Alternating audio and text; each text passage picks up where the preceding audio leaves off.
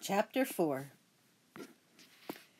I better not go to school day, I told my mom on Wednesday as soon as I woke up. I have cracked toes. I put my foot right up on the pillow next to her face so she could see without getting up. This is called being thoughtful. Nope, she said, without even opening her eyes to see if it was true.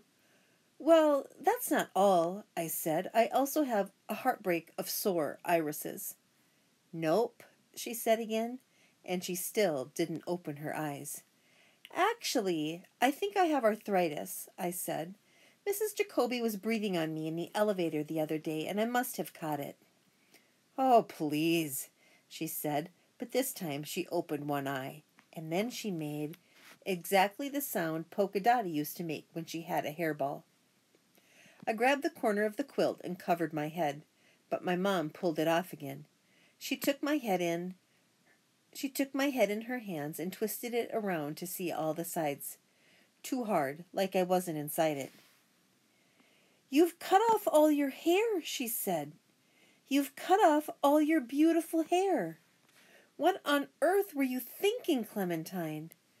I wanted to make Margaret feel better, I explained. I didn't want her to be the only one, but I forgot. Margaret's not going to school today. She has an appointment at the orthodontist to have bracelets put on her teeth. Mom groaned and closed her eyes again, but she slid over and made room for me on the warm part of the sheets. I climbed in and took a big sniff. My mom's part of the bed smells like cinnamon rolls. My dad's part smells like pine cones. Right in the middle, it's all mixed up perfectly. That's my favorite place to be. But this morning, Dad was already off to fight in the Great Pigeon War, and it was fine, just being on the cinnamon roll part. My mom put her arm around me. Oh, so now you'll be the only one, she said. I'm sorry, honey, but you can't stay home.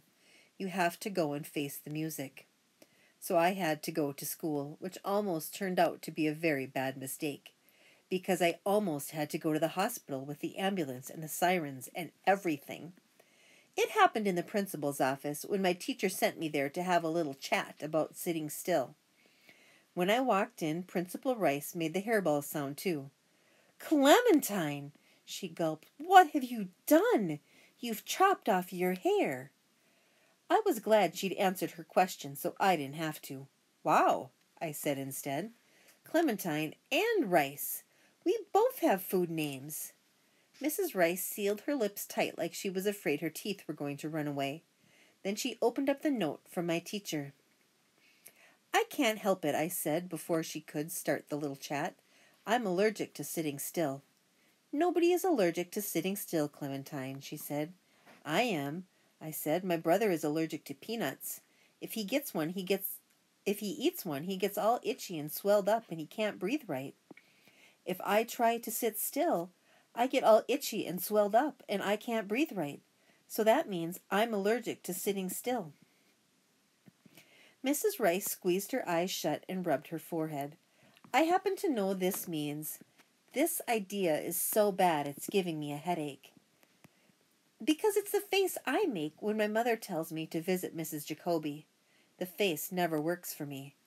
Plus, I explained, if my brother eats even one tiny peanut, he might have to go to the hospital with the ambulance and sirens and everything. So if I sit still for even 1 minute, uh-oh, I gave my body an extra little jiggle just to stay safe. Phew, I said, that was close. Principal Rice sighed like a leaky balloon. Clementine, do you think when you're in class you could try to wiggle a little more quietly from now on? I asked my body about this, and it said, sure. So I told it to Mrs. Rice. Sure, I said. Good, she said. Now as long as you're here, how about we discuss your hair? Thinking about my hair made me think about Margaret.